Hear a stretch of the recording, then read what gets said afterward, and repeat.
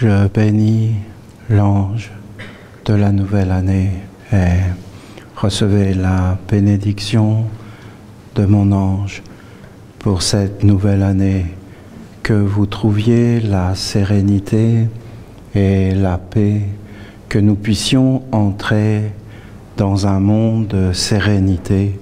C'est fondamental, la sérénité, et que cette nouvelle année nous soit bénéfique.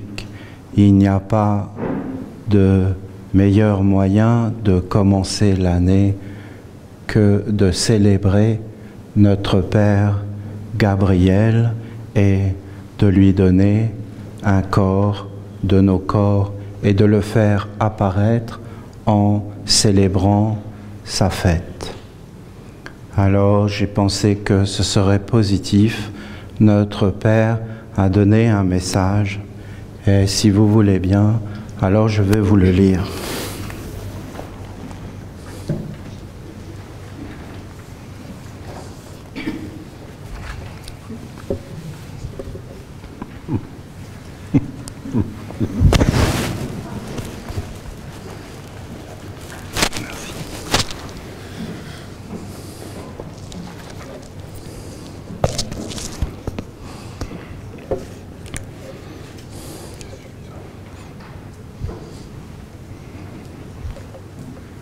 Super. Chers parents de la lumière, n'attendez pas autre chose de moi, un autre enseignement que celui qui consiste à mettre en avant la conscience magique et le profond respect de l'eau des relations, des échanges harmonieux et des intentions heureuses et bonnes. Je suis vivant dans tout cela et j'aime conduire tous les êtres vers l'œuvre parfaite. L'homme doit être conduit vers l'éveil de la conscience magique et vers la maîtrise afin de devenir un créateur, un avec Dieu, qui fait apparaître la bonne intention, l'échange harmonieux, la relation heureuse et le champ de vie qui est semblable à un placenta permet à tous les êtres de trouver un endroit de restauration, d'éducation, d'édification où la paix, le bonheur et les belles vertus sont placés dans la victoire. Un tel champ de vie est fondamental afin que tous les hommes qui y aspirent puissent sortir du monde de la confusion et entrer dans un espace plus léger. Pour cette nouvelle année, j'aimerais que vous compreniez l'importance du soutien spirituel dans l'œuvre et dans la vie. Apprenez à être réellement tous ensemble et faites en sorte que rien ne puisse vous diviser. Ne soyez pas ensemble tout en étant séparés, chacun de votre côté ou chacun dans son monde. Sachez qu'une certaine intelligence cherche à vous faire croire que vous pouvez vivre et accomplir des œuvres par vous-même. C'est une vision très limitée qui conduit vers la faiblesse. La force se trouve dans l'union des énergies créatrices inspirées par une vision commune. Penser que vous y arriverez seul est une illusion qui vous épuisera et vous conduira à la perdition. Vous rencontrerez des obstacles et des épreuves que vous ne parviendrez pas à franchir et qui vous arrêteront dans vos élans. Vous devez faire apparaître le champ de vie d'une véritable nation, d'un peuple d'âme, d'une communauté d'amour, d'une famille où le respect est vivant. En dehors de ce champ de vie, vous ne parviendrez à rien.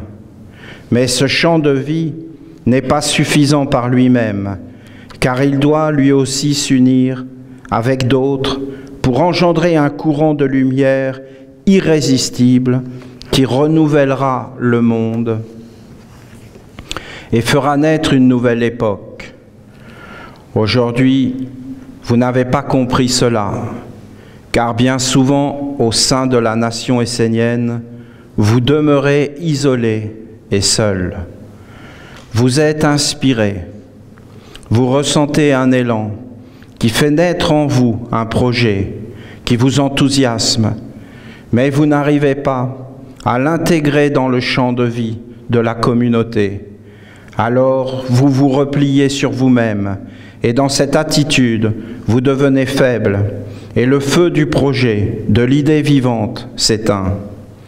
Recevoir une belle idée qui se transforme en un projet utile pour le bien de la communauté est une étape.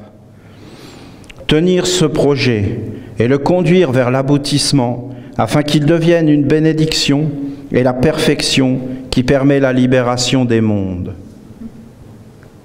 Sachez que vous, les Esséniens, vous êtes bénis et que si vous n'aboutissez pas dans vos projets, cela ne vient pas des mondes qui s'opposent à vous, ni même de vos éventuelles capacités insuffisantes, mais essentiellement de cette volonté farouche qui vous anime et qui vous pousse dans le fait de vouloir faire les choses uniquement par vous-même, suivant votre point de vue, avec votre propre responsabilité, comme si cela devait être votre propriété.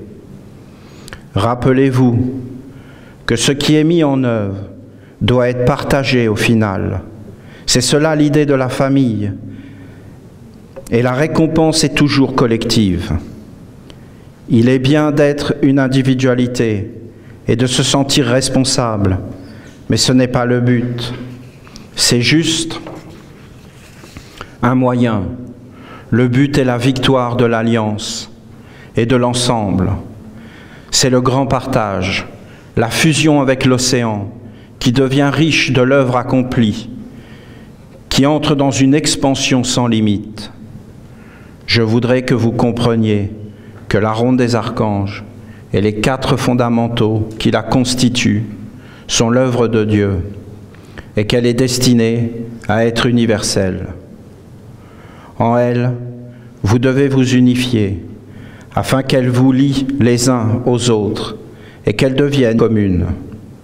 Vous devez former un seul corps, une seule âme et une seule vision qui doit être globale et qui doit éclairer tous les mondes.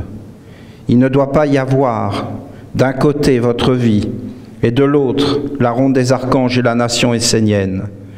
Une telle vision vous conduira à la mort.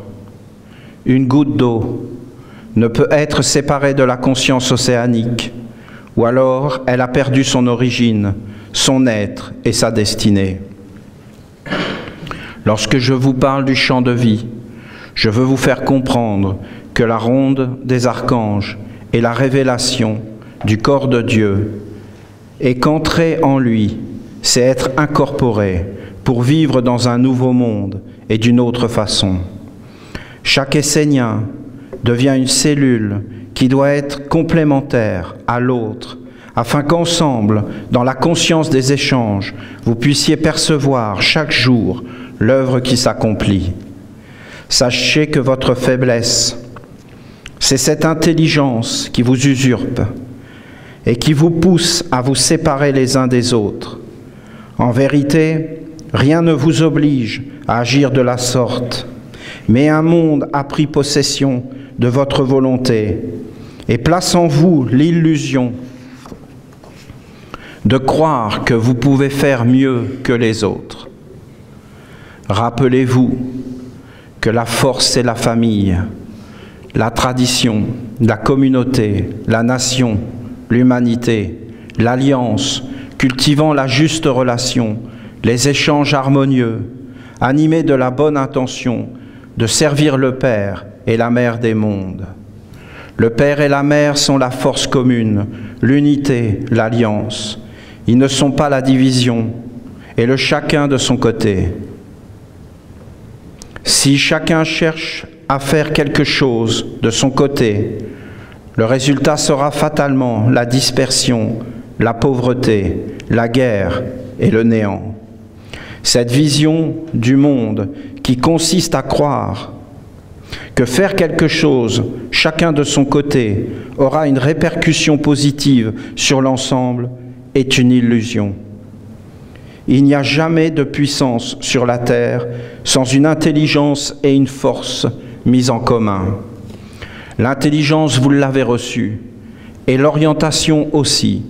Alors maintenant, unissez-vous dans l'œuvre, afin de faire apparaître le champ de vie qui deviendra une évidence palpable sur la terre et un nouveau monde dans votre monde. Vous vous êtes engagés comme des parents de Dieu. Alors maintenant, unissez-vous et faites apparaître votre engagement comme une force et non comme une faiblesse. La faiblesse, c'est de vous isoler et la force, c'est de vous unir. L'union conduit vers la réjouissance et le festin pour tous les êtres et tous les règnes de l'Alliance. Soyez fidèles à l'enseignement essénien et à cette tradition sacrée. Ne dites pas que vous aimez cette sagesse si à côté vous êtes mécontent et que vous entretenez un foyer de mauvaises pensées, que vous ne savez pas orienter vos oreilles, que vos yeux ont des filtres qui déforment la réalité. L'enseignement est la merveille des merveilles, le précieux de la vie, et le rencontrer, c'est connaître l'amour le plus pur, et donc la vie belle et enthousiasmante. L'enseignement vient d'un autre monde, et le voir, c'est être invité à y participer.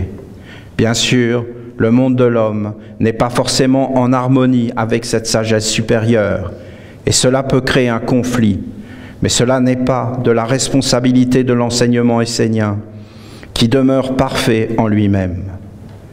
Si tu regardes les étoiles, alors tu les verras, de même pour les couleurs, où tout ce qui est beau est parfait. Mais si tu te concentres sur la médiocrité, alors c'est avec ces yeux que tu finiras par percevoir le monde et tu deviendras toi-même un médiocre. Alors choisis ton chemin en conscience et rappelle-toi que la nourriture que tu donnes à tes organes subtils est tout. Si tu comprends cette simplicité, apprends à te concentrer sur ce qui est beau, noble et vrai, et laisse de côté ce qui n'a pas d'intérêt, qui est avili, asservi, dégradé. Affaiblis ton engagement et renforce le côté sombre de l'existence. Ne sois pas un utopiste, le côté sombre existe, mais ce n'est pas pour autant que tu dois l'inviter en toi et te mettre à son service. Laisse-le là où il est et suis la lumière en lui offrant ton intérêt, ton attention, ton regard, ta réflexion et ta vie. Rappelle-toi que ta vie intérieure est uniquement pour l'enseignement de Dieu. Rien d'autre ne doit te féconder ni t'animer. Elle est uniquement pour les valeurs, les vertus et les conseils des anges, pour la grandeur, la noblesse et la royauté des archanges, pour la tradition pure qui a été transmise à travers les âges par des êtres sincères qui ont vécu avant tout pour faire vivre le message et la vie divine. Dieu est un autre monde. Les hommes sont issus de lui, mais ils l'ont oublié. Éveillez votre mémoire et soyez fidèles à votre parole, à votre engagement et à l'enseignement qui vous a sauvé la vie et vous a ouvert un autre chemin. Ne faites pas croire que vous êtes bon si vos yeux, vos oreilles et vos paroles ne le sont pas. Ne vous cachez pas derrière des apparences, mais soyez ce que vous êtes, des fidèles à l'enseignement, des enfants qui aspirent à réellement se transformer dans leur vie et dans la réalité de l'existence. Sachez qu'avec l'enseignement que vous avez reçu, votre vie doit être une œuvre d'art qui glorifie la perfection. Si elle ne l'est pas, c'est que vous vous êtes laissé égarer par des préoccupations qui n'ont aucun intérêt et qui pourtant ont éveillé en vous un mécontentement, un regard critique, méchant, qui permet à toutes les contre-vertus de prendre un ascendant sur vous et à travers vous sur l'humanité. Je vous bénis et soyez conscients que je suis vivant dans vos relations, vos échanges, vos intentions. Je suis la féerie et l'émerveillement d'une eau magique qui conduit tout dans le renouvellement, dans la créativité, dans la renaissance, dans la splendeur d'une source qui coule, d'un fleuve de sagesse et d'un océan d'amour. Je suis l'eau qui éveille, qui rafraîchit, qui abreuve et qui donne envie d'être meilleur. Quel magnifique psaume, vous ne trouvez pas? Je voulais vous le lire en entier, comme la bénédiction de l'archange, mais vous comprenez bien qu'un psaume pareil ne peut pas être compris comme cela.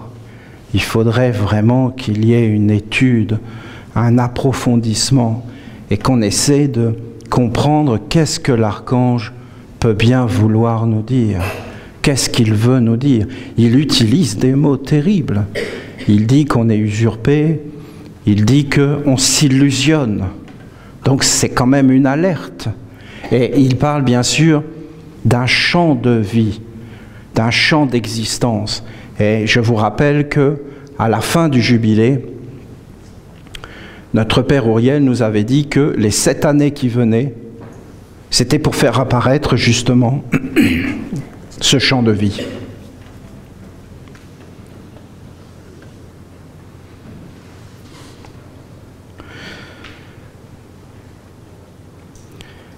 De mettre en avant la conscience magique et le profond respect, la conscience, Dieu. Et magique, ça veut dire subtil. Pas simplement d'être conscient, mais d'être conscient dans la subtilité. Donc, la conscience magique, d'être conscient que toutes les relations sont vivantes, que tous les échanges que nous avons sont vivants, et que dans ces relations, ces échanges, alors vous avez comme une lumière qui est l'intention. L'intention, c'est quelque chose de caché, mais c'est quelque chose qui peut éclairer ou qui peut être profondément ténébreux et malsain. Une mauvaise intention cachée derrière des apparences gentilles, mais en réalité, derrière, c'est caché. Et les anges se manifestent uniquement dans les intentions, mais le côté sombre aussi. Et d'ailleurs, quand tu veux savoir ce qu'une personne veut réellement faire, alors il faut que tu arrives à entrer dans son intention. Et si tu fais apparaître l'intention, eh bien qu'est-ce que tu vois? Eh bien tu vois soit un ange, soit un démon.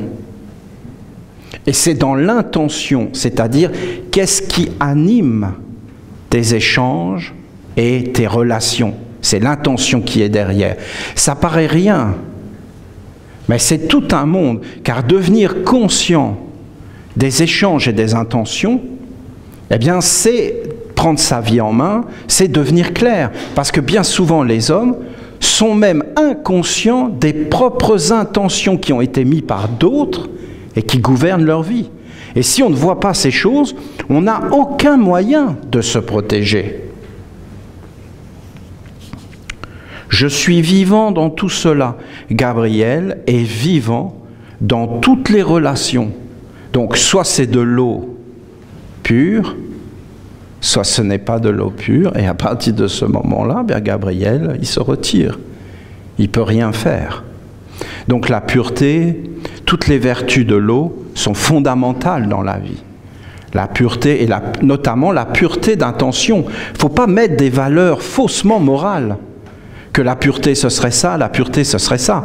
La pureté, c'est très difficile de la déterminer, parce que la pureté, c'est juste d'être vrai, d'être honnête. D'ailleurs, le mot pureté, honnêteté et vérité sont les mêmes mots. Ça veut dire la même chose. En vérité, ces choses veulent dire la même chose. D'être vrai, d'être véritablement soi-même, dans une intention claire, et établir des relations harmonieuses et justes, bien, c'est une perfection de Gabriel. C'est faire apparaître Gabriel. L'homme doit être conduit vers l'éveil de la conscience magique et vers la maîtrise, c'est-à-dire la conscience magique. Vous avez la conscience physique, et la conscience magique, ça commence quand tu prends conscience, pas que les pensées sont vivantes, ça c'est encore du physique, voyez, que tu prends conscience qu'une pensée est vivante, ce qui est vrai, les pensées sont vivantes et agissantes, et elles vont établir des relations et des échanges, et des états et des champs de vie, c'est-à-dire des atmosphères dans lesquelles tu vas vivre. Tu vis dans des pensées, tu respires des pensées, des états d'âme. Mais ça, c'est encore physique. La conscience devient magique quand tu commences à t'apercevoir que derrière les pensées, en vérité, il y a des esprits. Et que ces esprits vivent avec toi et tout autour de toi.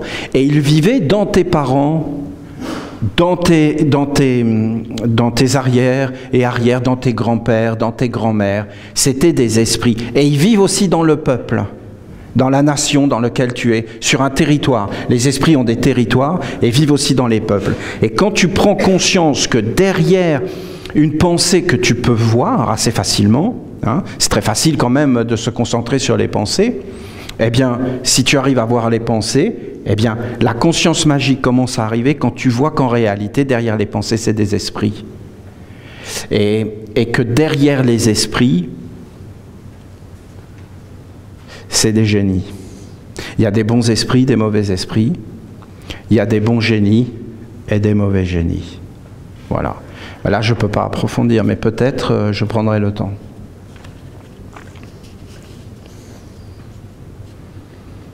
C'est pour ça qu'il dit qu'il faut être conduit vers l'éveil, qui fait apparaître la bonne intention, l'échange harmonieux et la relation heureuse, et le champ de vie, qui est semblable à un placenta. Donc là, en fin de compte, le champ de vie dont il parle, le champ de vie dont il parle, en réalité, c'est un cercle, qui est un placenta. Un placenta, ça veut dire un monde en naissance, un monde qui est en train d'apparaître. J'essaie de traduire ce qu'il dit, tu vois. Et ce champ de vie est semblable à un placenta qui permet à tous les êtres de trouver un endroit de restauration, d'éducation, d'édification, où la paix, le bonheur et les belles vertus sont placées dans la victoire. En fin de compte, ce dont il parle, c'est que ce champ de vie, c'est la ronde des archanges. Je vais vous expliquer. C'est tellement ancien qu'aujourd'hui, ça n'existe plus sur la Terre. Donc, quelqu'un qui ne serait pas éduqué là-dedans ne peut pas retrouver ce dont je vous parle. Parce qu'il n'y a plus rien qui en parle. Mais, si vous voulez, l'humanité n'a pas été toujours comme elle est aujourd'hui. Et vous avez deux visions qui s'affrontent dans le monde, deux visions. À l'origine de tout, la vision était religieuse. Et cette vision religieuse gouvernait le monde. Et vous aviez des prêtres qui tournaient autour de cette idée religieuse, mais ce dont je vous parle là, vous l'entendez. Mais vous ne pouvez pas réellement l'attraper, ce que je vous dis. Il faudrait vraiment qu'il y ait tout un travail qui soit fait pour qu'on puisse arriver à comprendre ce que je dis. Parce que quand on comprend, on se dit, on comprend ce qu'il dit, non, on ne peut pas comprendre. Parce qu'à cette époque dont je vous parle, Dieu était visible, on pouvait le toucher, le rencontrer. Dieu était une évidence, la même évidence que si je mets ma main dans cette flamme, je vais me brûler. Eh bien, Dieu était aussi vivant que ça, aussi clair que ça, il était présent. Et c'était Dieu qui gouvernait, et c'était la religion qui gouvernait absolument tout. Et voilà qu'il y a eu la mauvaise intention qui est apparue, des hommes qui ont voulu avoir le pouvoir, qui ont voulu apparaître, être plus grands que Dieu, vivre en dehors de Dieu. Et donc ces hommes, ils ont continué à parler de religion, mais dans le fond, ils avaient basculé dans la politique. C'est-à-dire que d'un côté, vous avez la religion, et de l'autre, vous avez la politique. Et la politique, qu'est-ce que c'est? C'est de mettre l'homme au centre du cercle, et de faire apparaître l'homme. Et de même, avant, c'était Dieu qui gouvernait, autant aujourd'hui, c'est l'homme avec sa politique. Et quand, par exemple, je vous dis quelque chose qui est une certitude, vous voyez la Torah, l'Ancien Testament, les gens sont persuadés que ce livre a été écrit par Dieu. Mais en réalité, il a été écrit par des politiciens pour asservir la religion. C'est exactement comme le gouvernement chinois qui dit, voilà, nous allons élire le Dalai Lama. Vous avez un gouvernement qui se sert de la religion pour établir leur autorité, leur suprématie. De la même façon que le gouvernement français qui va dire, ça c'est une religion, ça n'en est pas. Et que quand il voit une religion qui va monter en puissance, alors il fait comme une institution dans le gouvernement pour réguler cette religion. La même façon que Bonaparte a pris toute la Torah et a fait rectifier tout ce qui n'était pas conforme à la République dans les livres sacrés. Voilà. Alors peut-être que pour vous c'est rien, mais c'est une ingérence directe et une mainmise directe d'un mauvais esprit qui entre et qui dit c'est quoi la religion? Voilà. Or, ce que dit l'archange là, il dit qu'en fin de compte, il y a un cercle qui est apparu. Et que ce cercle, c'est un cercle, il le dit, hein. Il parle d'abord d'intention, de conscience, d'intention, de relation, d'échange. Après, il dit que ça fait apparaître un champ de vie, qui est un placenta. Qu'à l'intérieur, il doit y avoir la paix, le bonheur. C'est-à-dire, en fin de compte, il est en train de nous dire que notre vie sur Terre, on doit vivre dans la paix, le bonheur, l'harmonie, les belles vertus, la clarté, et ne rien laisser entrer dans le placenta de quelque chose qui ne serait pas clair, harmonieux, hein, afin que tous les hommes qui aspirent puissent sortir du monde de la confusion, c'est-à-dire du monde de la politique, et entrer dans un espace plus léger. Par exemple, les gens se rendent dans des églises, ils sont persuadés qu'en réalité c'est la religion, alors qu'en réalité c'est de la politique. Et c'est sous l'autorité de ceux qui gouvernent la politique. Et même du temps de Jésus, c'était comme ça. Et comment on reconnaît les politiciens? C'est-à-dire qu'eux, ils ont dit, Dieu existe ailleurs. Et Dieu gouverne loin, très loin. Et ici, pour les choses matérielles, c'est les hommes. Et nous, ici, on gouverne. Et là-bas, bien sûr, c'est Dieu, et après, tu fais ce que tu veux. Mais nous gouvernons là. Et si vous écoutez, c'est toujours la même histoire. Notre Père qui êtes aux cieux, hein, où? Aux cieux où? Notre Père qui n'est pas là. Que ton nom, qui n'est pas là non plus d'ailleurs, et qu'on ne sait pas c'est quoi, soit sanctifié où tu veux. Que ton règne, qu'on ne connaît pas, vienne dans ton monde qui n'est pas là. Et que ta volonté, dont on n'a aucune idée et dont on se fout, mais à un point qui est cosmique, comme toi d'ailleurs, eh bien, qu'elle soit faite, si tu as envie, au pays des Schtroumpfs. Pays des Schtroumpfs, que la volonté de Dieu soit faite. Vous voyez l'intention qui est derrière? C'est pas, mais même dans les prières.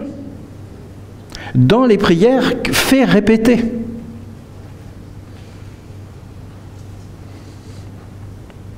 Donne le pain quotidien. Ça veut dire vraiment qu'est-ce que t'es fait, mon ami? Puisqu'on sait très bien que le pain quotidien, c'est les politiciens qui le donnent. Que c'est Darius, que c'est tout ce que vous voulez depuis que ce monde s'est effondré. Voilà. Je vous explique. Par contre, Jésus ne tenait pas du tout ce discours-là. Saint Jean non plus. Jésus tenait un discours que Dieu était concret et visible. Et qu'il n'y avait pas deux mondes, mais qu'il n'y en avait qu'un seul, et qu'on devait vivre avec le seul monde qui existe, c'est-à-dire le monde divin. Ce sont les politiciens qui créent plusieurs mondes pour, en fin de compte, pouvoir enlever, le rendre abstrait, et faire apparaître un Dieu qui, en fin de compte, n'existe pas. Voilà. C'est ce que j'entends, moi, quand je lis le texte. Ouais. Et il parle d'intention, d'échange, de clarté, de regarder à l'intérieur de soi. Et il parle d'avoir ouvert un cercle de la ronde des archanges qui est un placenta. Que tous les hommes qui aspirent puissent sortir du monde de la confusion et entrer dans un espace plus léger. Pour cette nouvelle année, j'aimerais que vous compreniez l'importance du soutien mutuel dans l'œuvre et dans la vie. Apprenez à être réellement tous ensemble et faites en sorte que rien ne puisse vous diviser.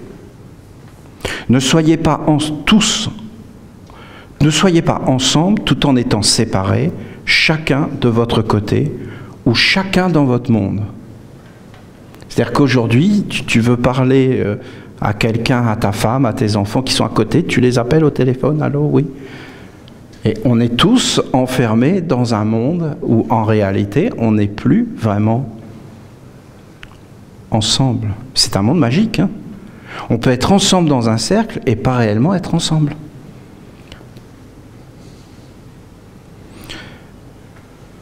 Sachez qu'une certaine intelligence, voilà, on y vient, cherche à vous faire croire que vous pouvez vivre et accomplir des œuvres par vous-même. C'est une vision très limitée qui conduit vers la faiblesse. La force se trouve dans l'union des énergies créatrices, inspirées par une vision commune. Penser que vous y arriverez seul est une illusion qui vous épuisera et vous conduira à la perdition. Vous rencontrerez des obstacles, hein. Vous devez faire apparaître le champ de vie d'une véritable nation, hein. Mais ce champ de vie n'est pas suffisant par lui-même, car il doit aussi s'unir avec d'autres.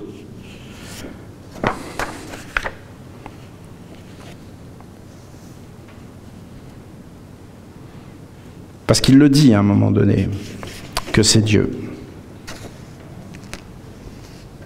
Sachez que vous, les Esséniens, vous êtes bénis, que si vous n'aboutissez pas dans vos projets, cela ne vient pas des mondes qui s'opposent à vous, ni même de vos éventuelles incapacités, mais essentiellement de cette volonté farouche qui vous anime et qui vous pousse dans le fait de vouloir faire les choses uniquement par vous-même. Mais c'est pas vraiment ça, mais c'est... Voilà. Bon, écoutez, je vais essayer de vous expliquer.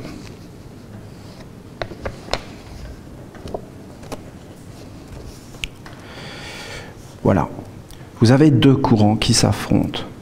vous avez un courant qui va tout conduire vers des abstractions.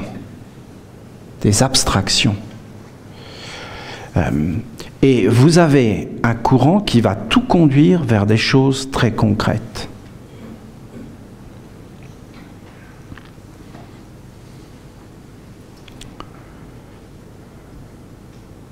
Nul n'a jamais vu Dieu.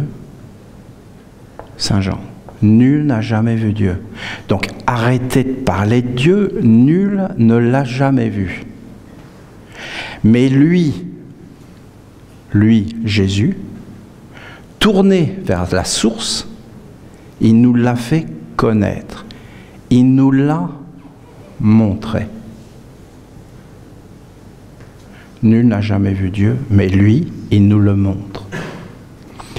Si tu dis que tu aimes Dieu, que tu ne vois pas, et que tu n'aimes pas ton frère qui est à côté de toi et que tu vois, tu es un menteur. C'est-à-dire, tu es dans des illusions, dans des mensonges. Ton frère, ça veut dire la plante, l'animal, l'arbre, un humain, une pensée.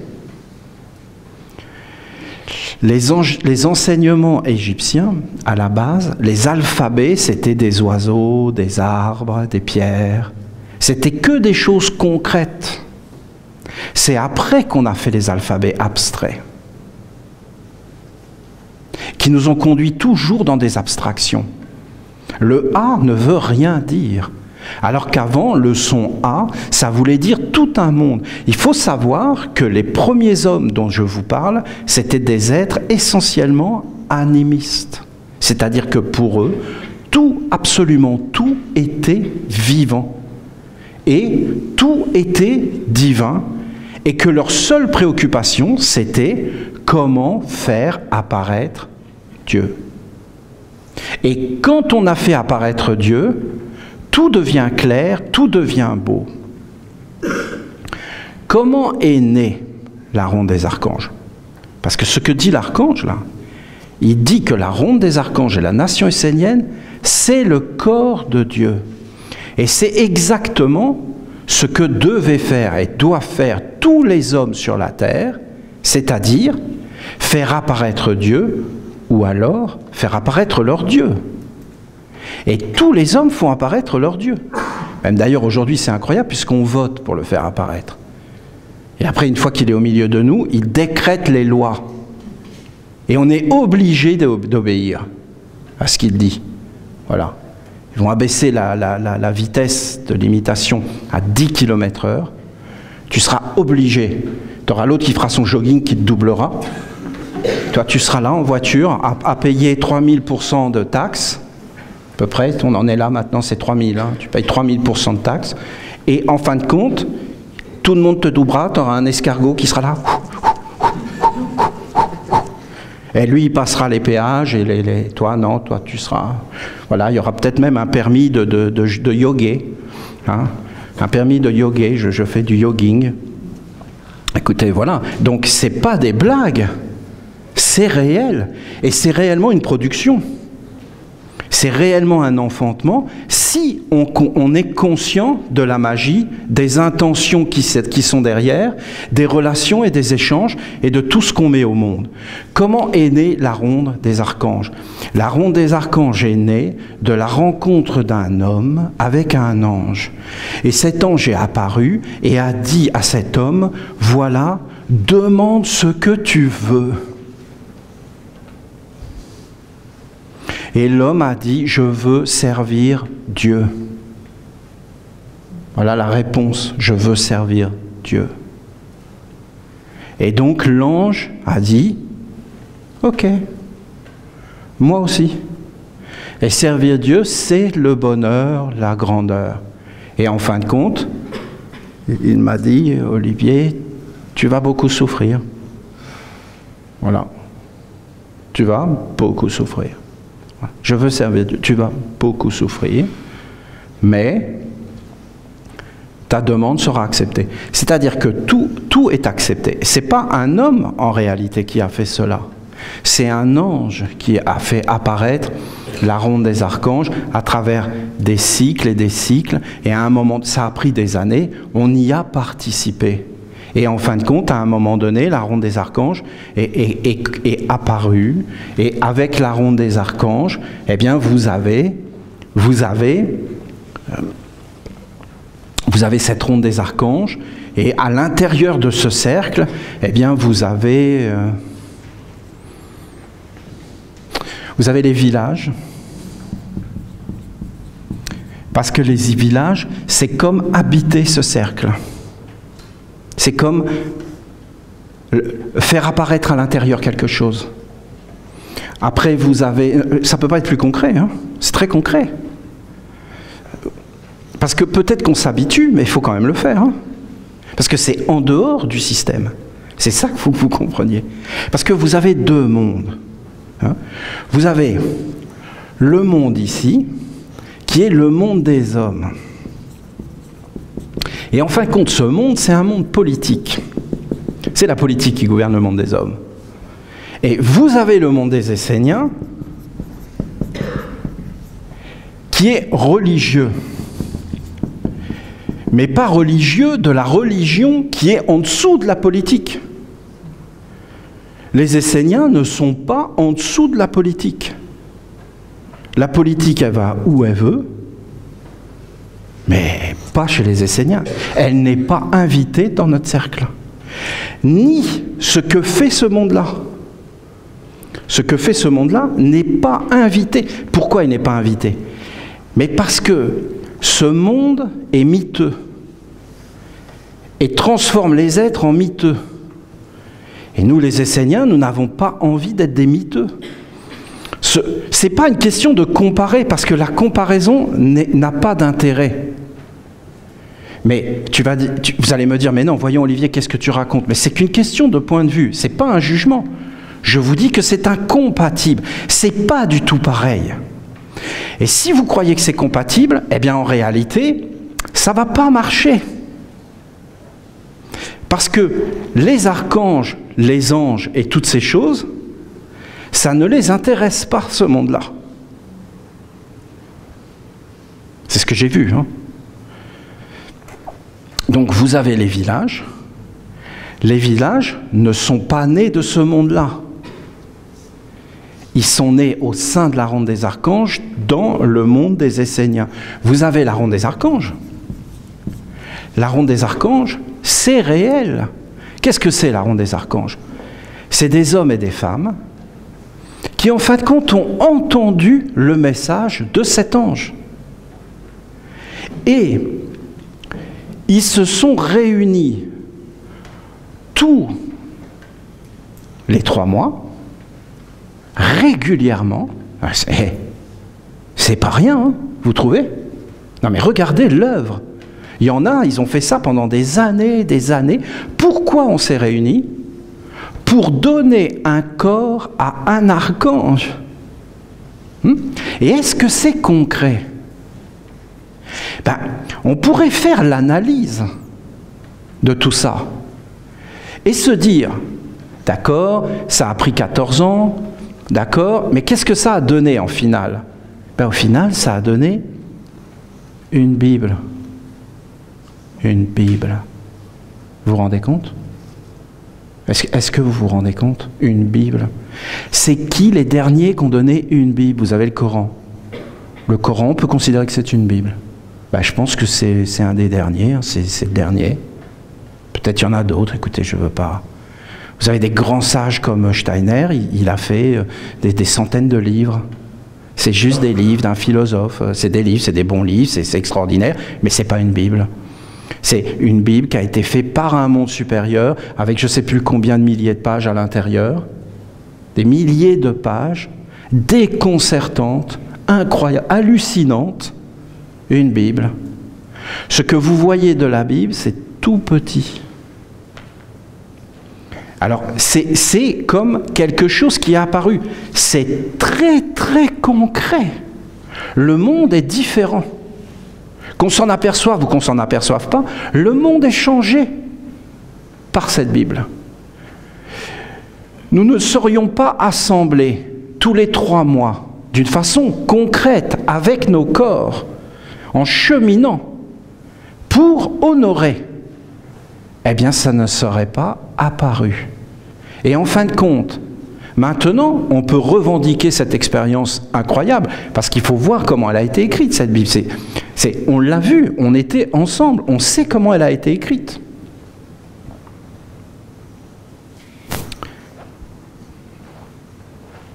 Vous avez la ronde des archanges, vous avez Annonciation, c'est très bon ça. C'est-à-dire, en fin de compte, c'est comme les éditions, vous voyez, c'est tous ces textes. C'est l'ordre des hiérogrammates. Peut-être une de nos plus belles œuvres. L'ordre des hiérogrammates.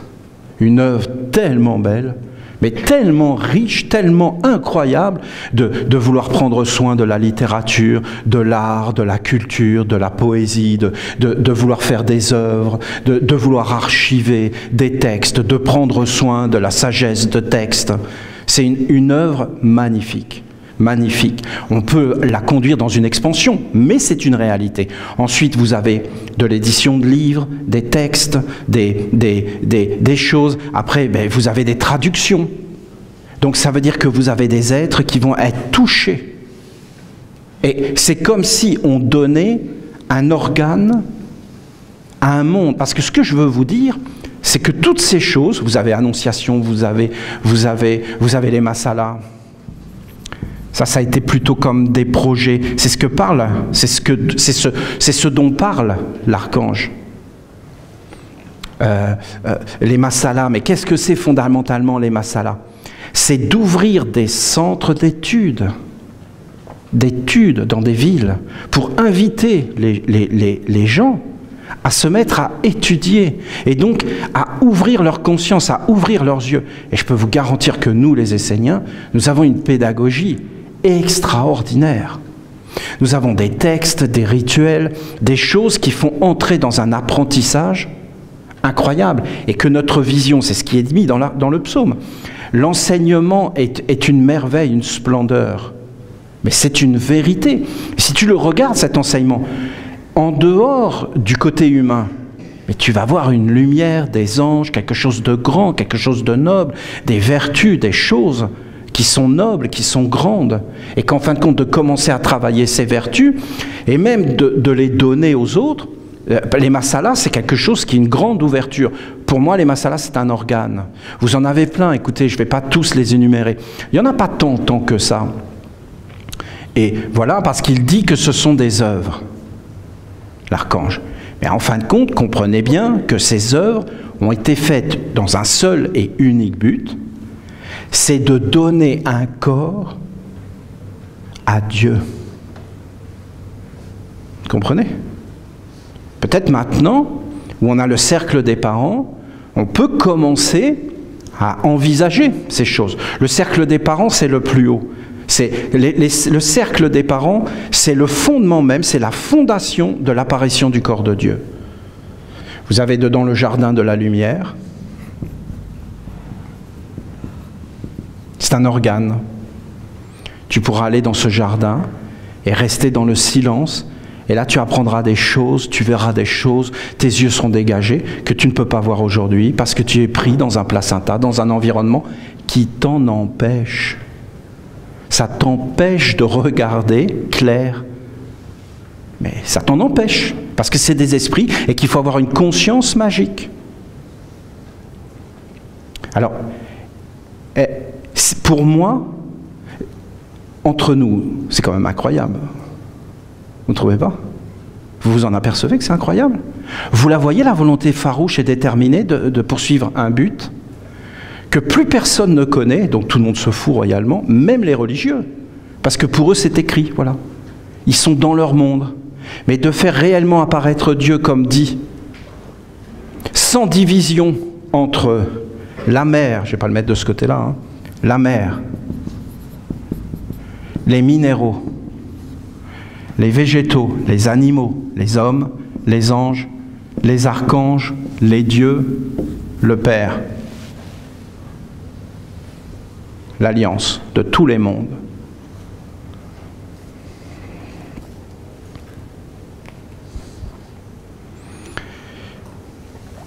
ce monde-là, il est hiérarchisé.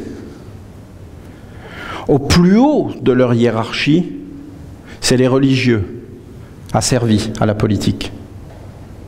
Ils ne peuvent rien bouger, ils ne peuvent même pas bouger. Vous avez vu les chrétiens là qui sont en train de porter plainte contre l'Amérique? Parce que c'est la CIA qui a fait élire le dernier pape. Vous avez vu le scandale que c'est? Ah ben ils l'étouffent, mais c'est une vérité. C'est-à-dire que maintenant ils sont tellement puissants qu'ils décident, ils ont destitué le pape et ils en ont fait ouvert un autre. Et comment ils ont fait? Ils ont dit c'est simple, la Banque du Vatican, vous ne pourrez plus faire de transactions aux États-Unis. Ah bon, bah d'accord. Des échanges, des relations. Vous comprenez? Des échanges, des relations. Il y a 2 ans, le Dalai Lama vient d'admettre, enfin, ça fait plaisir, qu'il était entièrement financé par la CIA. Ça fait plaisir, c'est toujours les mêmes. Hein. Et vous voyez bien que ces religieux sont sous tutelle d'autorisation et de financement. Sinon, ben, il n'a plus de tribune, il ne peut plus passer, puis personne n'entend parler de lui. Et dès qu'il signe l'accord, eh ben, il est partout, son image est partout, il est tamponné. Et c'est comme ça, le monde est comme ça. Est-ce que c'est mal? Non, c'est pas mal, c'est comme ça. Et il n'y a pas de mal en réalité.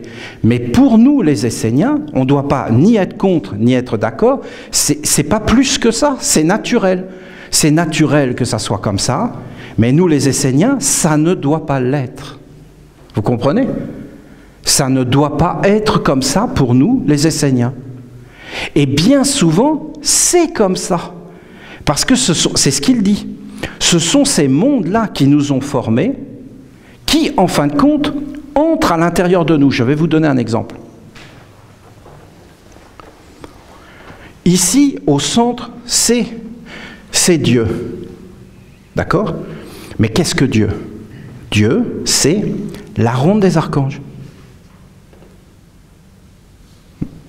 Mais non, Dieu, c'est Dieu au ciel. Non, le Dieu au ciel, on s'en fout à un point, on leur laisse. C'est pas un Dieu ailleurs. Dieu, c'est la ronde des archanges. Dieu, c'est les villages esséniens. C'est son corps sur la terre. Mais non, ça ne peut pas être ça. Mais si c'est pas ça, alors ça n'a aucun intérêt. Par contre, si c'est ça, oui, alors là, c'est sûr que vous vous rendez compte. C'est grandiose. Ça veut dire que c'est un avenir. C'est quelque chose qui va apparaître parce que c'est qu'une semence. C'est Annonciation, c'est Massala. Qu'est-ce que c'est ta grand-mère?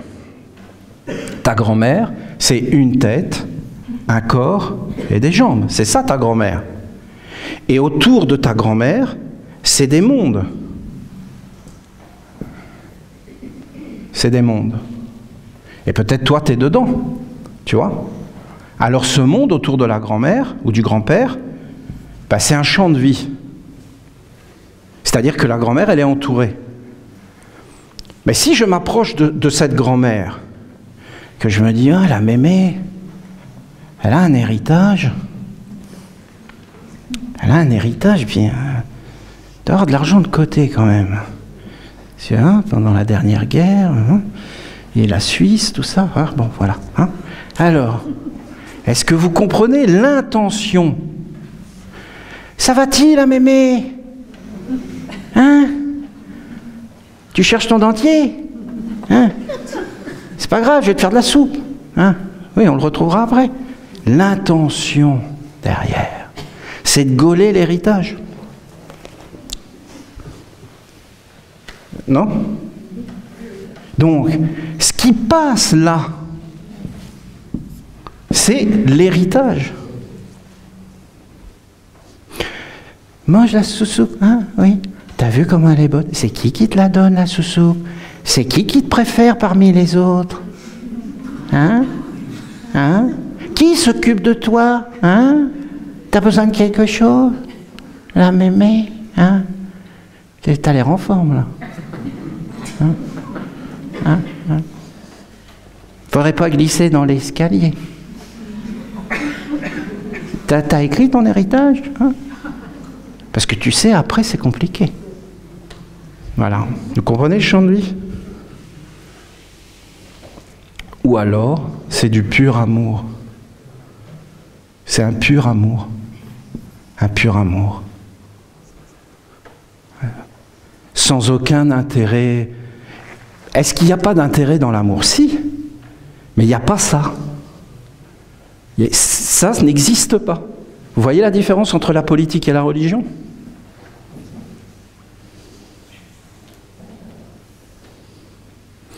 Dans le monde des hommes, mettre un peu de cyanure dans la bouillie pour que la mémé y passe, même trafiquer ça va passer tout ça. Ils aiment bien, ils connaissent. Parce que tout ce qui peut dégrader, ils adorent ça. D'ailleurs, dans le monde des hommes, je vais vous expliquer, ils prennent le plus idiot et ils font en sorte qu'il soit riche. Et qu'après tous les autres soient envieux du plus idiot qui est devenu riche stupidement. Et les gens qui ont des grandes compétences, ils font en sorte qu'ils échouent, parce que ça leur fait rigoler de voir que les compétents, en fin de compte, ils échouent.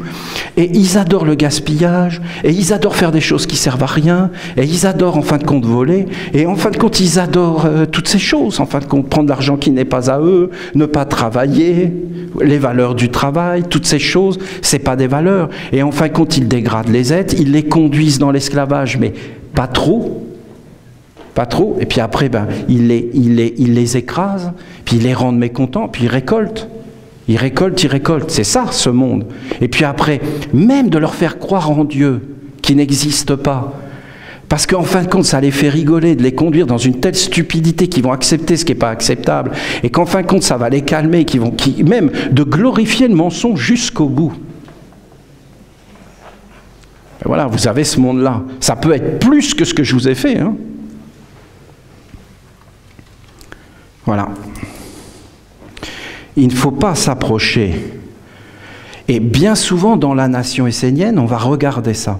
Alors, si vous regardez le monde des hommes, eux, ils te disent 100% pour la matière et 0%, voire moins 50%, de dettes, parce qu'ils adorent les dettes. C'est-à-dire qu'eux, c'est jamais 100%, c'est toujours en moins. T'as personne qui n'est pas endetté dans leur monde. C'est eux, c'est les champions du monde des dettes.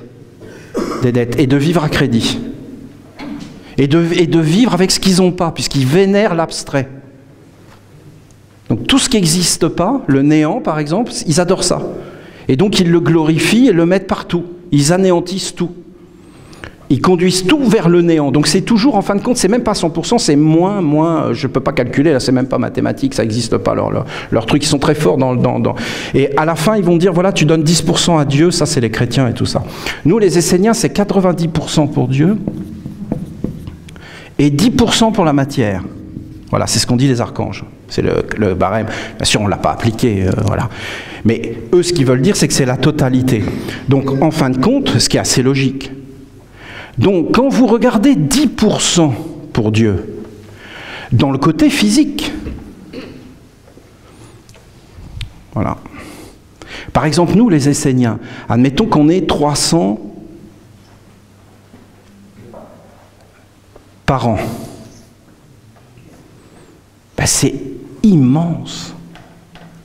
C'est grandiose. Je ne sais pas comment vous expliquer ça. Parce que c'est toujours petit. Parce que c'est grand. C'est grandiose. Mais si on regarde le côté mortel, c'est petit. Par exemple, la Bible, ça paraît petit, mais on ne peut même pas le voir tellement c'est grand. C'est grand, c'est la terre, les animaux, les pierres, tous. C'est des archanges. C'est grand. C'est grandiose. Le monde des hommes, c'est grandiose. Dans le plan physique, c'est normal, ils donnent 90 à 100%, même ils s'endettent. Mais dans les autres mondes, il n'y a rien. Il n'y a rien du tout. D'ailleurs, les hommes ne s'intéressent pas, c'est vraiment le coup de la grand-mère. C'est pas l'écologie, c'est pas le réchauffement climatique, ils inventent tout un tas d'histoires à chaque fois pour gauler un maximum. Mais en fin de compte, c'est pas ça. C'est qu'en fin de compte, c'est toujours comment sauver ma vie, comment je peux prendre là-dedans, comment je peux être dedans. Alors que chez les Esséniens, ça ne doit pas être comme ça. Et vous voyez, ce que j'aime dans l'ordre des hiérogrammates, c'est que ça a été quelque chose qui a été fait. Alors, dans une offrande. Et quand je vois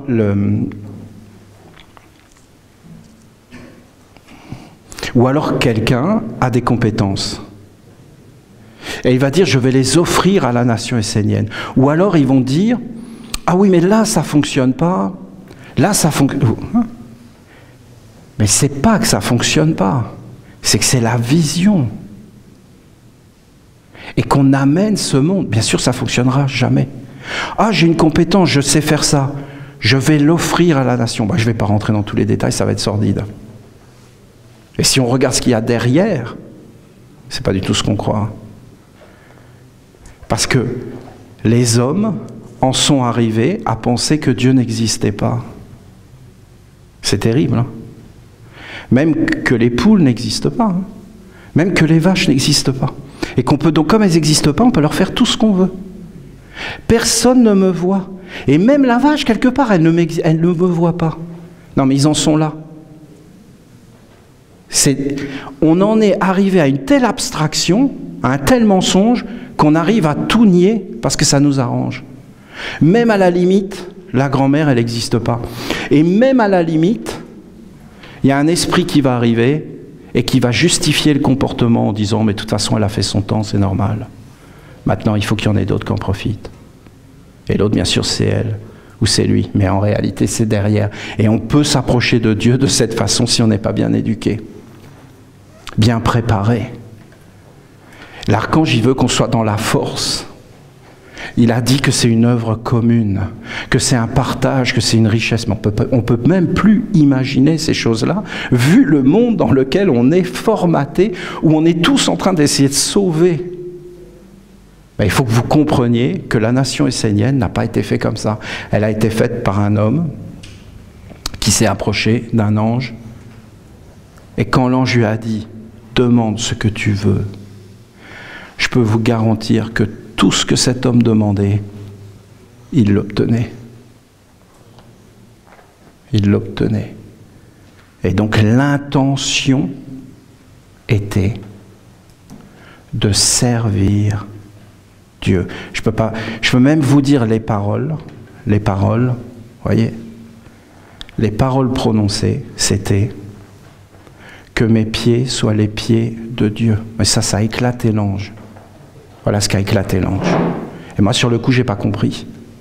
J'ai pas compris les paroles qui étaient prononcées.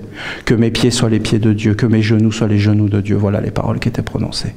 Et bien sûr que ça les éclate, puisqu'en fin de compte, c'est ce que tous ces mondes cherchent.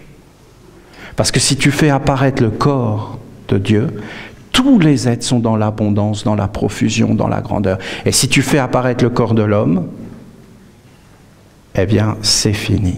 Mais les hommes sont tellement mis dans la pauvreté qu'en réalité, ils se sont tellement transformés en mendiants que quand ils vont pour s'approcher du monde divin, ils se disent « qu'est-ce que je pourrais gagner ?» Mais pas gagner pour un monde grandiose sans limite. Non, qu'est-ce que je pourrais gagner dans la médiocrité? Et à partir de ce moment-là, la faiblesse entre. Parce que ça entre dans le champ de vie.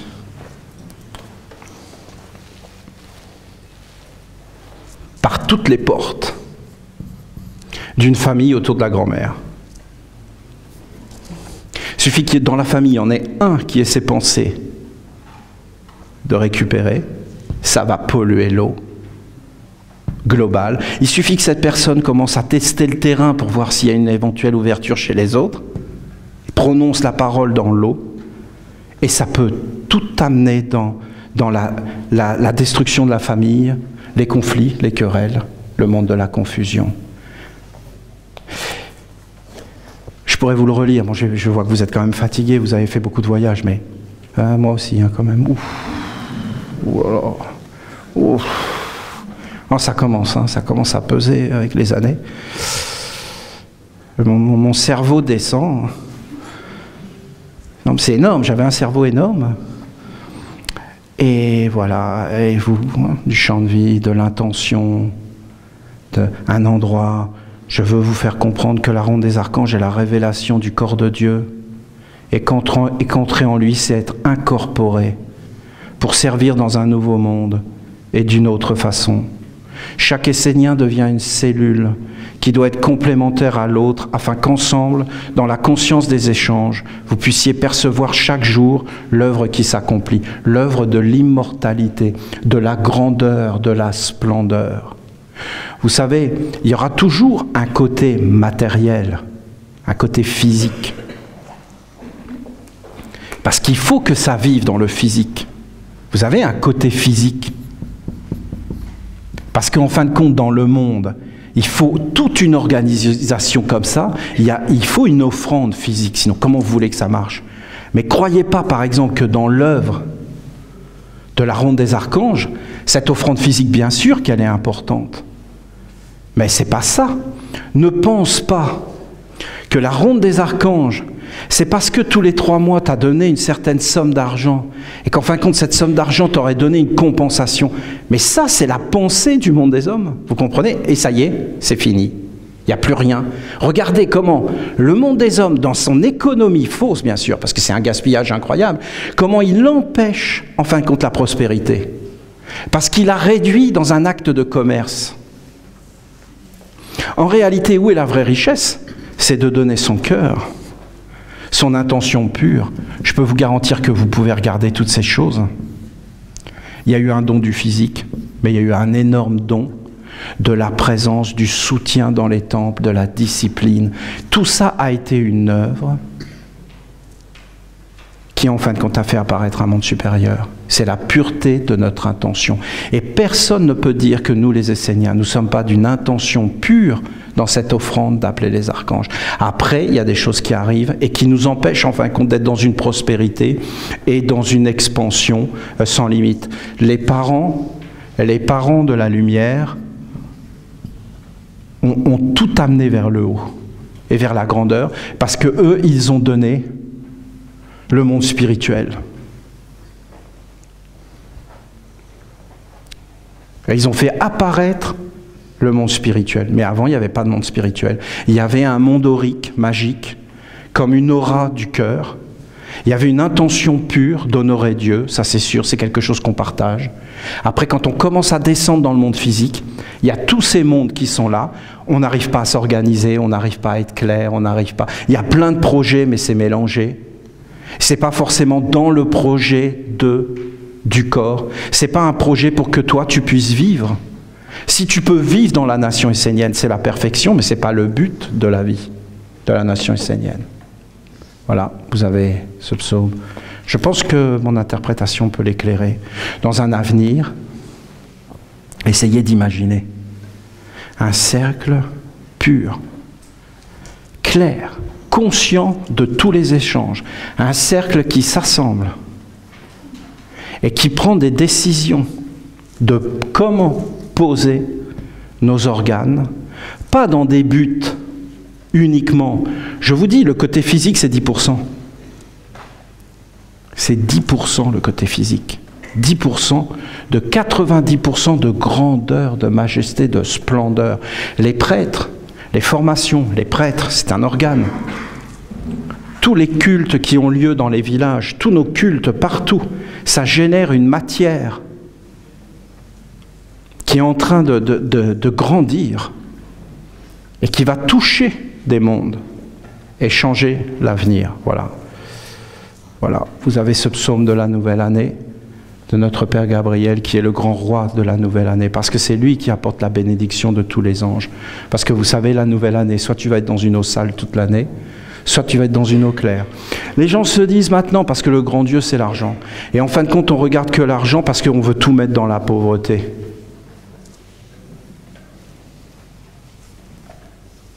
Le jour où les gens ils vont réellement comprendre et s'éveiller dans ces mystères, ils vont comprendre que l'argent, c'est quelque chose de tellement incroyable.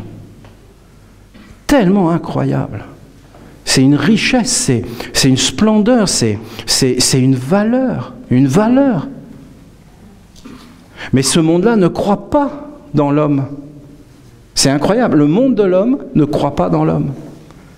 Et en fin de compte, il le dégrade. Alors que ce qui a de la valeur, ce n'est pas de l'argent comme ça, eux, ce qu'ils en ont fait. Mais c'est les individus. Mais eux, ils s'arrangent pour qu'en fin de compte, avec de l'argent, l'individu n'est plus de valeur. Et bien souvent, quand tu regardes des hommes, la première chose qu'ils te demandent, c'est où est le financement? C'est la chose la plus importante pour un projet, mais non. La chose la plus importante pour un projet, c'est l'individu. C'est l'individu qui va attirer toutes les richesses parce qu'il est vrai, parce qu'il est clair, parce qu'il le veut, parce que son projet est noble, et ainsi de suite. Et il va déplacer les montagnes, et il va faire toutes les choses, et il va y arriver. Et en fin de compte, l'argent n'a pas de valeur dans ces mondes-là. Et si vous allez dans les mondes supérieurs, c'est toi qui as de la valeur. Mais à la fin, les hommes n'ont tellement plus de valeur qu'il leur faut de l'argent. Je sais que je suis dans un sujet épineux. Il faut que vous le sachiez, tout ça. Il faut que vous l'entendiez. Je ne dis pas que l'argent n'a pas de valeur. Hein. Olivier, il ne suffit pas de simples bonnes intentions. Sinon, à ce moment-là, les chrétiens, tout le temps, vont entrer dans les chrétiens, comme je t'ai expliqué, ils sont arrivés au départ et ils ont eu à porter, je voulais bien expliquer ça, hein. Les chrétiens, ils ont eu à porter la puissance phénoménale de Jésus. Et ces gens-là, ils ont été perdus, écrasés, ne sachant pas comment faire, et ils ont voilà, fait du mieux qu'ils pouvaient. Pourquoi avant de parler, il y a encore jusqu'à 3 ans, l'Église chrétienne et séminaire, je voudrais savoir qu'est-ce qui reste de chrétien dans la nation et séminaire. L'Église, bon, vous voyez cette structure, vous la voyez? C'est quand même quelque chose, vous ne trouvez pas? Il y a quelque chose que je n'ai pas noté dans cette structure. C'est qu'il faut des points de contact. Des points de contact. Alors, bon, ben, je vais répondre. Essayez de comprendre, c'est pas facile.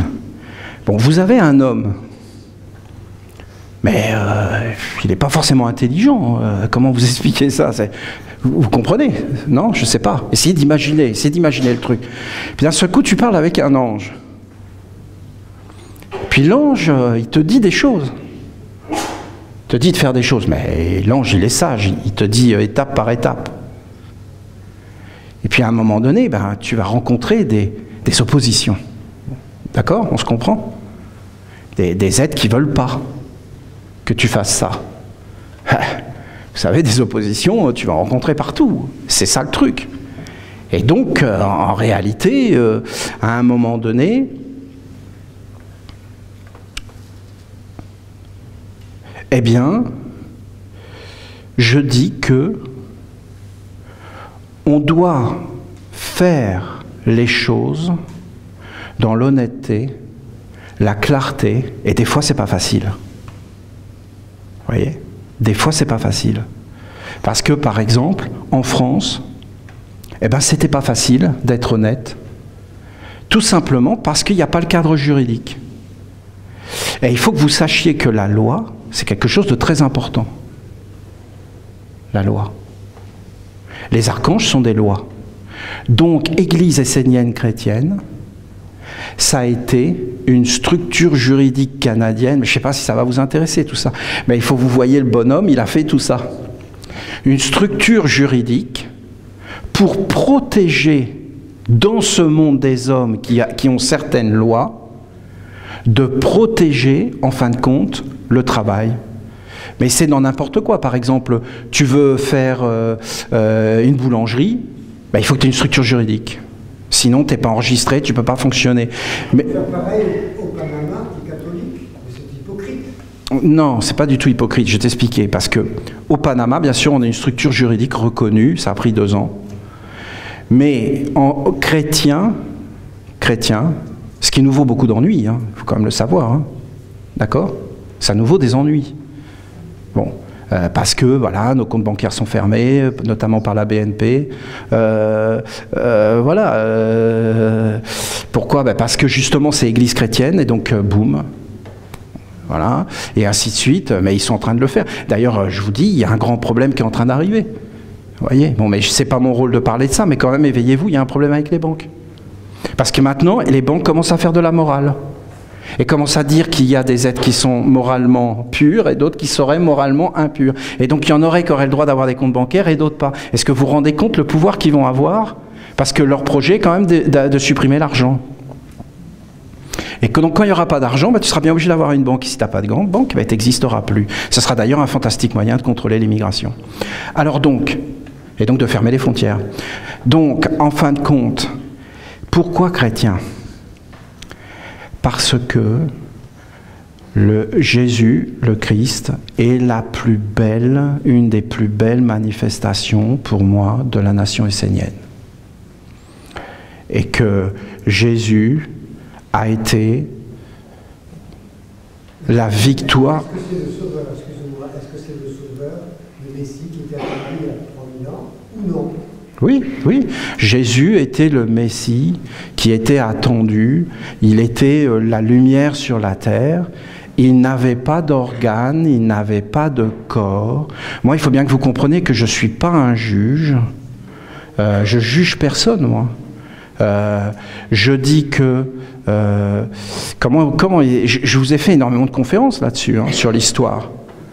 La Torah des Juifs est un livre inventé que les chrétiens ont assemblé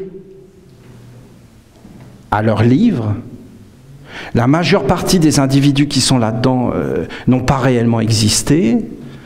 C'est Esdras qui a écrit ce livre lors de sa déportation de Babylone par la lignée d'Exercès, je ne sais plus comment il s'appelait, mais c'était dans la lignée d'Exercès, avec le roi Darius qui était arrivé de Perse et qui a envahi, Cambis qui a envahi l'Égypte, et il a tué tous les prêtres, des milliers de prêtres, parce qu'il faut que vous compreniez qu'avant, il générait des forces pour bénir, mais lui voulait être un roi puissant. Ça a été ils étaient déjà morts en Égypte. Le grand conflit a été un Dieu abstrait et un Dieu concret, ça veut dire le roi. Et après, il fallait avoir le partage des pouvoirs. Donc, en fin de compte, des hommes ont voulu être tout-puissants et se sont mis Dieu sur la terre, à la place de Dieu, et tout le monde devait s'incliner. Comme il a voulu conquérir la Palestine, il a envoyé Esdras avec tous les moyens financiers qu'a un gouvernement, et il a acheté tout ça, et il a créé ce qui fait maintenant plein de conflits. Qu'est-ce que vous voulez que je vous dise? C'est historique ce que je vous dis. C'est même écrit dans la Bible. Et vous avez tous les rois de Perse qui sont indiqués dans le livre d'Esdras. Et ils expliquent que Esdras a réécrit les livres qui étaient perdus. Ben, bien sûr, ils étaient écrits en égyptien. C'était des Égyptiens. Et ils avaient décidé de détruire cette religion. Chrétien, Église parce que c'est une structure juridique, et que dans le monde des hommes, il faut nommer les choses, et que si tu veux exister sur la terre, il faut une structure juridique. Je me suis beaucoup battu pour avoir cette structure juridique canadienne, et quand on l'a eu, on est devenu plus fort sur la terre. Ensuite, pourquoi chrétienne?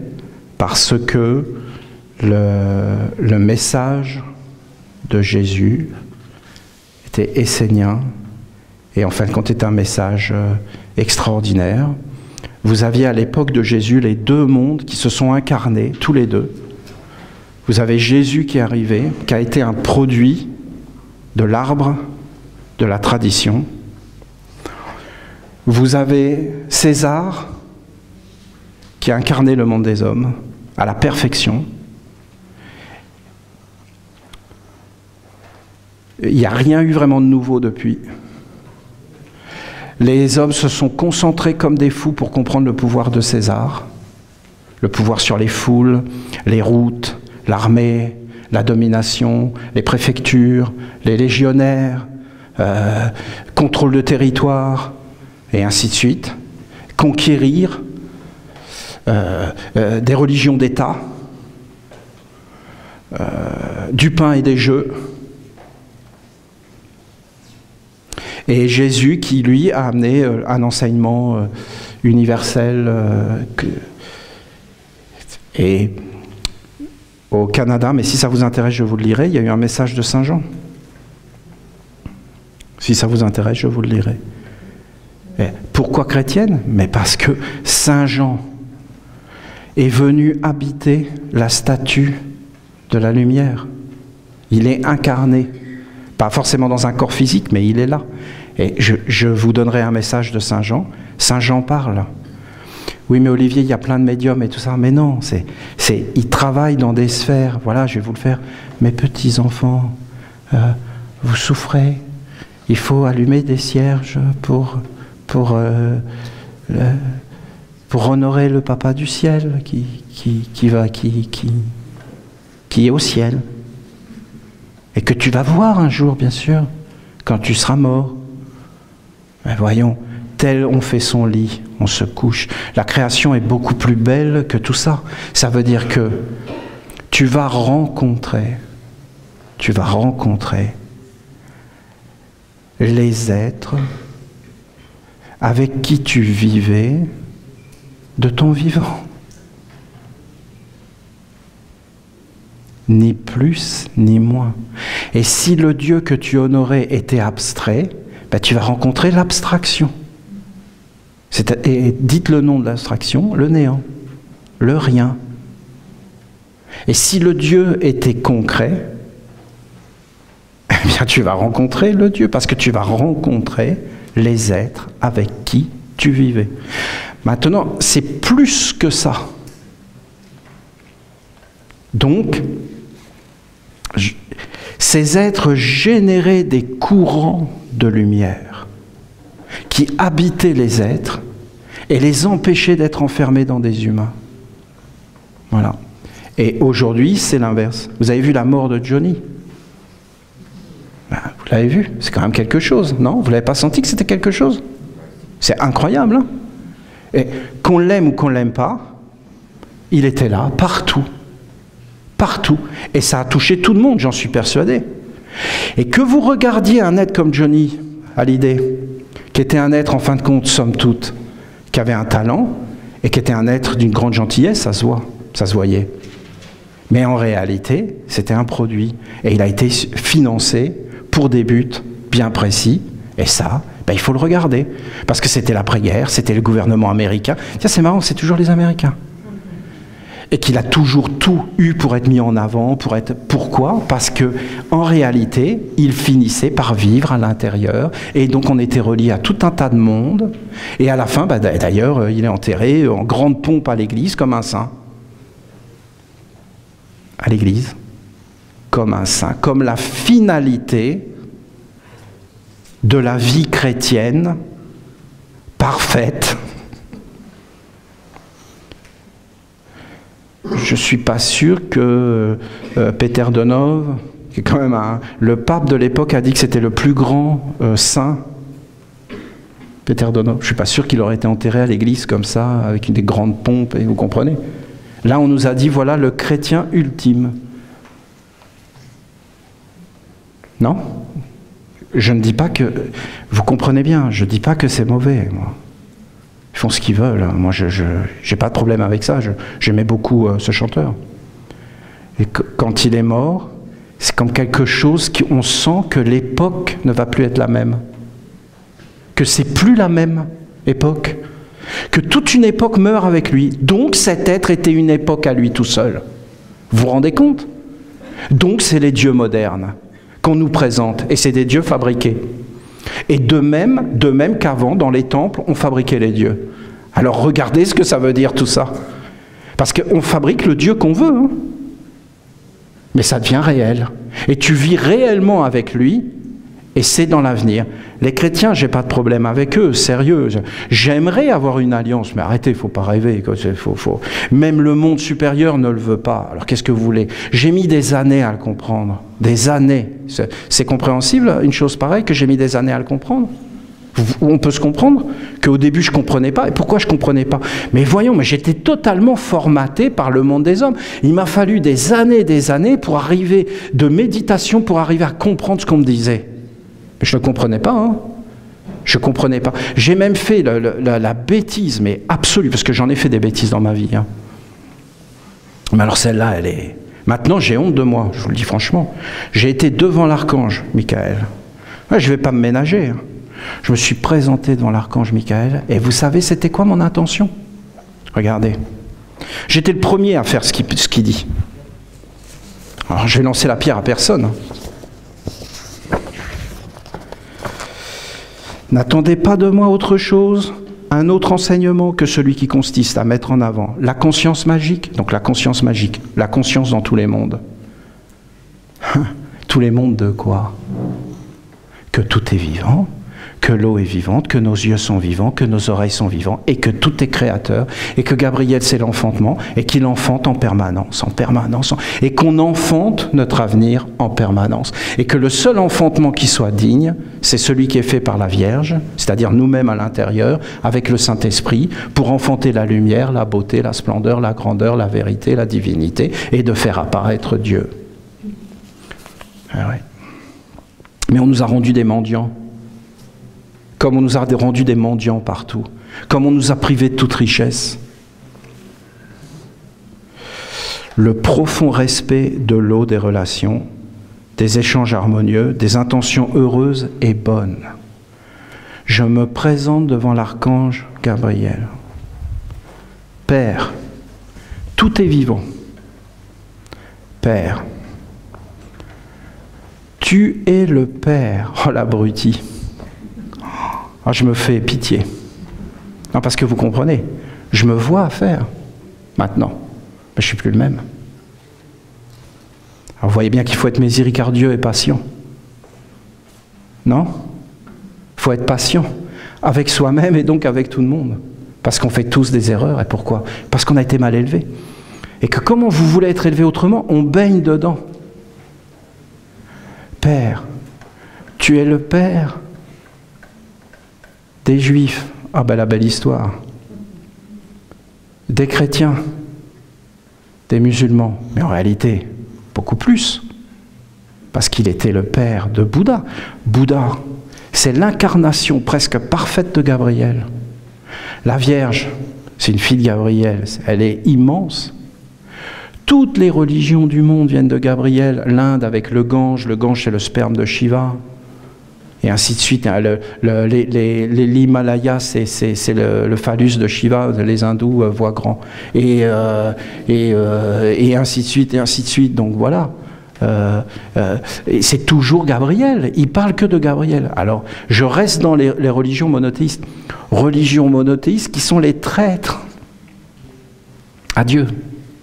Non, mais moi, je ne peux pas le savoir. Je ne comprends pas. Je suis formaté, parce que c'est eux qui ont inventé un Dieu abstrait.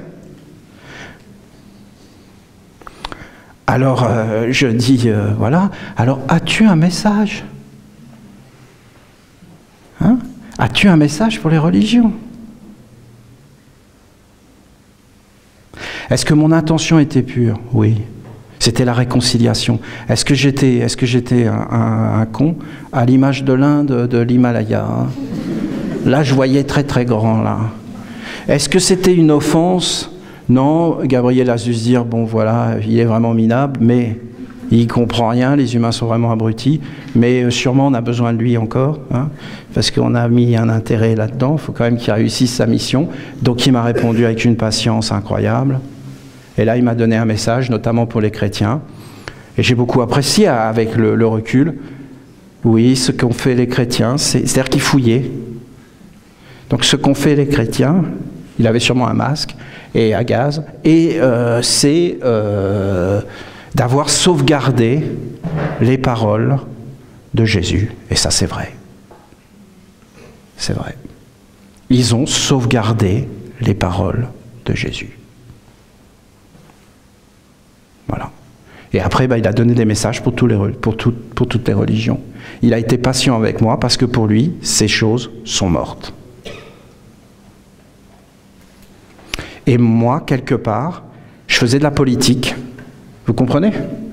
Et je me disais, peut-être que les chrétiens, les musulmans, les juifs et tout ça vont se réconcilier autour d'un bien commun. Mais quelle bêtise, quelle utopie intégrale. Ces êtres ne veulent pas du tout se réconcilier, ces êtres se moquent de Dieu. En fin de compte, ce n'est pas Dieu qui servent, c'est des intérêts d'un monde qui ne sont même pas les leurs.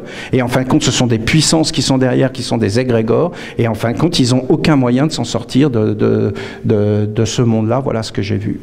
Voilà, c'est comme ça que je vois. Et Dieu envoie sans arrêt, il renouvelle le monde. Mais écoutez, je vous lirai le message de Saint Jean, vous verrez. Parce que Saint Jean, dans son message, il explique que quand il a vu Jésus, il est tombé comme dans la lumière et il a su qu'il n'aboutirait pas et qu'ils allaient avoir plein de problèmes. Et si vous écoutez Jésus, ses propres paroles, les hommes pensent que je suis venu apporter l'épée, mais ils se trompent, je suis venu la paix, mais ils se trompent, je suis venu apporter l'épée, et à cause de moi, il y aura conflit, le Père contre le Fils, et ainsi de suite.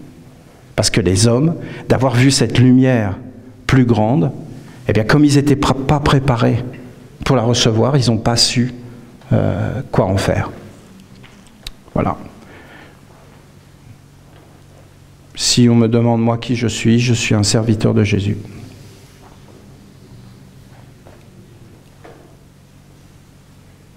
Donc, ça ne me dérange pas d'être un chrétien.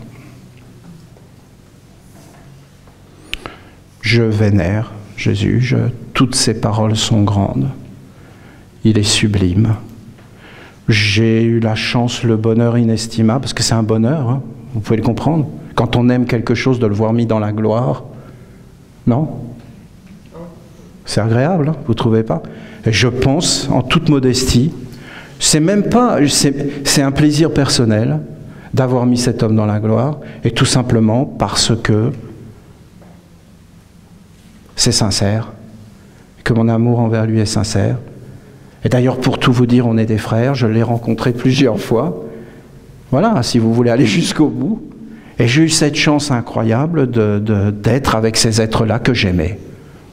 Voilà, j'ai eu une bénédiction, c'est certain. C'est une bénédiction incroyable. C'est une chance incroyable d'avoir... Demain, écoutez, demain ou après-demain, je ne sais pas, je vous lirai ce message de Saint Jean et vous verrez que c'est une chance incroyable. C'est une chance incroyable, c'est une bénédiction. Je peux tout à fait comprendre qu'un homme tombe amoureux d'une femme, qu'il la trouve belle, qu'il la trouve jolie, qu'elle se mette à rayonner, ou qu'une femme tombe amoureuse d'un homme et qu'elle le trouve beau et que, en fin de compte, ça rayonne. Et je dis que l'amour est quelque chose à tous les niveaux, parce que moi, j'avais sauvé un petit chien de la mort. Mon Dieu, qu'il était laid. Il était laid, non, il était vraiment laid. Eh bien, je l'avais donné, à la fin, les gens, ils le trouvaient beau. Parce que l'amour rend tout beau et tout incroyable. Alors, on peut être dans l'amour, mais je vous dis que cette lumière, elle est parfaite, elle est grandiose. De pouvoir la rencontrer, de pouvoir vivre avec, c'est une belle expérience, je trouve. Je dis que Dieu est fidèle et vrai. Et qu'il a dit, là où tu mets ton cœur, là est ta maison. Toutes ces choses sont une splendeur. Les paroles de Jésus, c'est une splendeur. Est-ce que c'est lui qui les a inventées? Non. Elles étaient écrites avant lui dans les pyramides. Tu peux les retrouver partout sur la terre. C'est une ancienne sagesse. Mais lui, quand il parlait, tout était mis dans la gloire. Il avait les paroles. Il savait faire vivre Dieu. Enfin, quand Jésus ressuscitait Dieu, il les ressuscitait. Vous savez, c'est pas d'avoir les paroles, hein. Les chrétiens actuels chantaient des cantiques de l'amour de Dieu, et c'était tous les diables qui se nourrissaient. Hein. Et tu peux très bien dire Dieu est amour, et cette parole devient diabolique. Hein. Diabolique. Et tu peux dire Dieu est amour, et tout est empli. Tout est empli. Ça dépend qui dit la parole.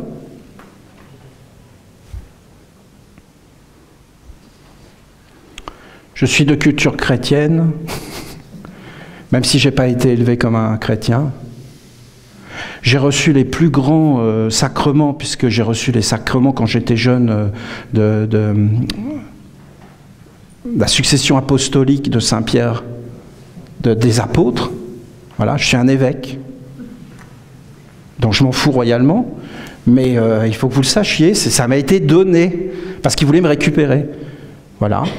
Donc j'ai tous les pouvoirs apostoliques. Voilà.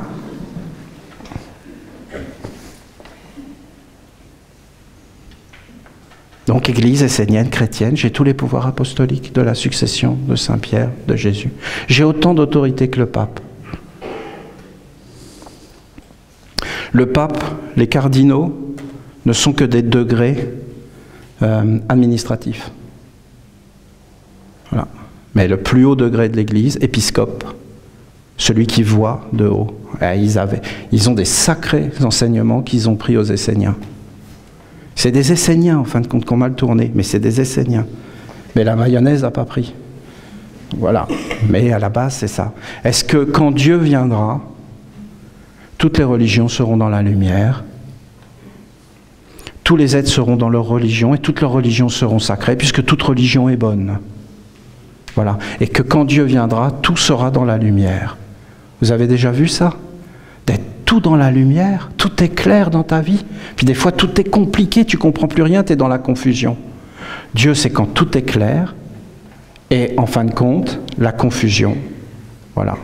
Maintenant, je veux blesser personne, moi. Il faut que vous compreniez qu'il y a un côté de moi, et je suis taquin.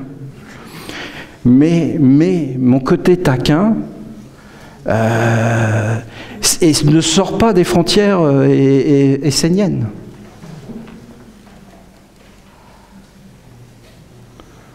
Voilà. Je ne m'adresserai jamais à des chrétiens. Pourquoi faire? J'en ai déjà eu qui m'ont parlé. Voilà, c'est stérile. C'est sur la foi. Moi, qu'est-ce que vous... Il suffit d'avoir la foi, puis c'est tout. Moi, j'ai rien à voir là-dedans. Il ne parle pas de foi, il faut avoir la foi. Il dit la conscience des échanges. Vous voyez la différence entre d'avoir la foi et la conscience? C'est pas le même travail. La foi, c'est...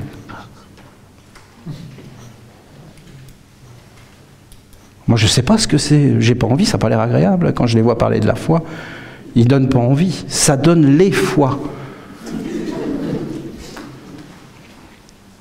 Après, la conscience. Et je vous en ai parlé de la foi. Je vous ai expliqué ces choses.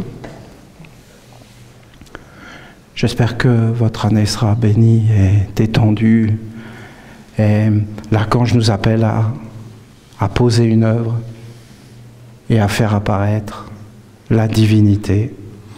Je vous dis, la nation essénienne est grande, beaucoup plus grande que ce qu'elle apparaît. Elle est grande dans une multitude de mondes. Et si on arrivait à vivre dans cette grandeur, alors on serait comme enthousiaste. Mais après, il nous invite à nous approcher et à faire vivre les organes pour que la nation devienne prospère et qu'elle fasse ce qu'elle a à faire, c'est-à-dire apporter une nouvelle époque, comme il le dit dans son psaume. Il faut que les choses changent sur la terre. Il faut qu'une nouvelle conscience apparaisse. Je peux vous garantir qu'on parle du Messie, on parle de ces époques d'il y a 2000 ans qui sont vraiment lointaines maintenant, qui sont même presque mortes. Hein. Eh bien, ces êtres étaient peu nombreux. Et c'est toujours des êtres peu nombreux et clairs qui font apparaître soit les ténèbres, soit la lumière sur la terre. Je vous souhaite une belle nuit et je vous remercie profondément de votre fidélité envers notre Père Gabriel, le grand Dieu de l'eau.